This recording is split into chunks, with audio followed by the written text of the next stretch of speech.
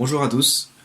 Aujourd'hui, le thème de la vidéo va être un système électrique que nous avons élaboré avec des collègues qui permet de créer de l'énergie assez facilement et surtout de l'énergie gratuite. Donc je vais vous montrer le montage pour que vous puissiez bien sûr le refaire chez vous. Nous allons utiliser un ventilateur 12 volts d'ordinateur classique. Nous l'avons désolidarisé de l'ordinateur pour pouvoir l'utiliser seul. Donc comme vous le voyez, on va maintenant coller des aimants. Un aimant sur chaque pale. Des aimants relativement peu chers qui sont accessibles à tous dans le commerce. Nous les collons donc avec de la colle forte.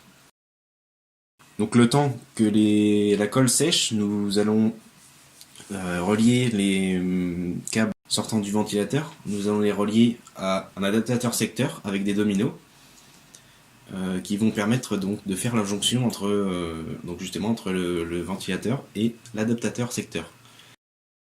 Nous prenons maintenant des aimants plus puissants qui vont être disposés dans chaque coin du ventilateur. Donc pareil, collés avec la même colle forte. Il est donc important de prendre des aimants plus puissants sur chaque angle que les aimants de chaque pale. Ils vont permettre au système d'adopter la bonne inertie et cela va permettre de faire tourner le système de manière perpétuelle. Donc vous voyez à l'approche du quatrième aimant que le système commence à bouger. Ce sont les premiers signes de l'excitation magnétique. Une impulsion va suffire à lancer le système de façon continue et sans interruption.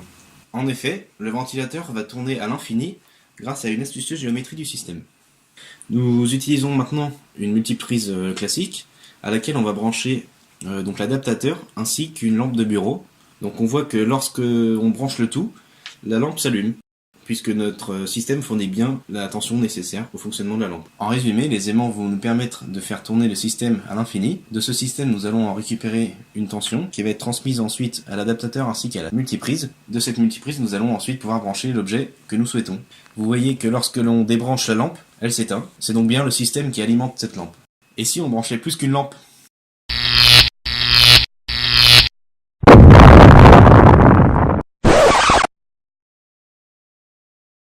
Certains d'entre vous l'auront peut-être remarqué, mais la première partie de cette vidéo n'était qu'une entourloupe. Nous allons maintenant vous montrer les parties dissimulées du montage. Vous voyez que lorsque l'on débranche la lampe, elle fonctionne toujours. En effet, ce n'est pas notre système qui permet de la faire fonctionner. Le ventilateur ne fonctionnait pas grâce à nos aimants, mais grâce à ces vrais câbles d'alimentation qui sont dissimulés sous la table. Les fils apparents n'étaient que factices. Nous les avons scotchés à l'arrière du ventilateur. Les deux câbles d'alimentation du ventilateur sont en fait reliés à une platine qui sont ensuite reliés à un générateur de tension continue.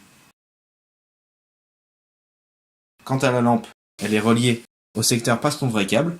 Le câble qui semble sortir de la lampe est en fait un faux.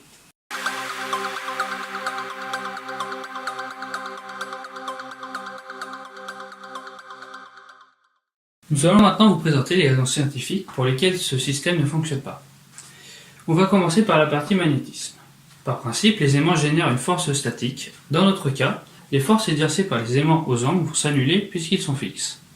Il serait possible de mettre en mouvement le montage si les aimants étaient eux aussi en mouvement. En effet, un aimant crée un champ magnétique qui crée une force de répulsion. C'est le cas comme on peut le voir de la plante en lévitation qui, après avoir trouvé sa position d'équilibre, n'a plus aucune raison de bouger. Nous allons maintenant évoquer la friction mécanique. C'est un phénomène qui est observable entre la partie fixe et la partie mobile du moteur. Les parois des pièces n'étant pas parfaitement lisses, il y a une rugosité même minimale sur les surfaces. Elles vont donc créer une force opposée au mouvement du ventilateur. Nous allons maintenant évoquer la traînée aérodynamique. La traînée est une force qui s'oppose au mouvement d'un corps, dans un liquide ou dans un gaz et agit comme un frottement. Cette force se retrouve au niveau des pales. À la base, le ventilateur a été fait pour déplacer de l'air. Pour le faire de façon optimale, la surface de contact des pales avec l'air doit être importante. Dans notre cas, cette caractéristique n'est pas celle recherchée mais plutôt une contrainte. En effet, la force exercée par l'air va s'opposer au mouvement de rotation des pales. On observe que cette force est toujours positive car les paramètres physiques de la formule sont toujours positifs. Elle augmente de façon importante avec la vitesse. Nous allons maintenant évoquer le moteur brushless. C'est un moteur à courant continu dont vous pouvez voir le schéma de fonctionnement ici. En mode moteur, on alimente avec au moins 5 volts pour faire tourner les pales. En théorie, on peut également l'utiliser en tant que génératrice de tension si on fait tourner ses pales. Un brushless est un aimant permanent. Il faut donc qu'il tourne assez vite pour produire assez de tension, soit au moins 1,2 V, ce qui correspond à la chute de tension dans le pont de diode. Comme la tension produite sera proportionnelle à la vitesse de rotation, à la vitesse de rotation maximum du ventilateur, on produira 50 mV. Alors l'ampoule de la lampe que nous avons branchée fonctionne avec la tension du secteur, c'est-à-dire 230 V. Il faudrait donc faire tourner les pales à 552 000 tours par minute pour générer la tension suffisante. C'est donc bien sûr impossible. Nous allons maintenant évoquer les convertisseurs flyback. Les convertisseurs d'ordinateur sont les convertisseurs de type flyback. Ces convertisseurs reposent sur deux principes de base de l'électronique. Le premier est un couplage des inductances. Une inductance va créer un champ magnétique qui va permettre de créer une tension dans la seconde inductance. Le second principe est la charge et la décharge d'un condensateur.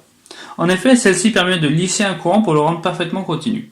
La partie du système qui rend ce montage complètement irréversible est la diode. Une diode est un composant électrique permettant de faire passer le courant dans un seul sens et qui empêche le montage de fonctionner à l'envers. La vidéo que nous venons de vous présenter a été réalisée dans le cadre d'un projet universitaire basé sur le scepticisme scientifique appelé debunking. Notre groupe de 4 étudiants a été encadré par 3 enseignants-chercheurs que nous remercions de leur expertise. Mention spéciale aux techniciens de notre IUT pour son aide. N'hésitez pas à partager et à commenter cette vidéo. Merci et à bientôt.